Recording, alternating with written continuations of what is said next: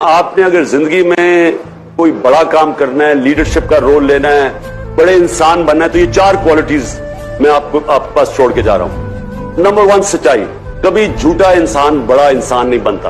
Number 2 جو انصاف کرتا ہے، جو فیئر انسان ہے۔ تیسری چیز جو سیلفلیس ہوتا ہے، سیلفش انسان کی عزت نہیں کرتے۔ جو بھی بڑا آدمی بنا ہے، منڈیلا، قائد اعظم اور سب سے جو دنیا کی تاریخ کے سب سے عظیم انسان ہمارے نبی صلی اللہ علیہ وسلم، ساروں نے اپنے سے ہٹ کے انسانیت کی مدد کی تھی۔ اور جو چوتھی چیز ہے وہ دلیری، کبھی بزدل آدمی کی کوئی عزت نہیں کرتا، انسان کی عزت نہیں کرتا۔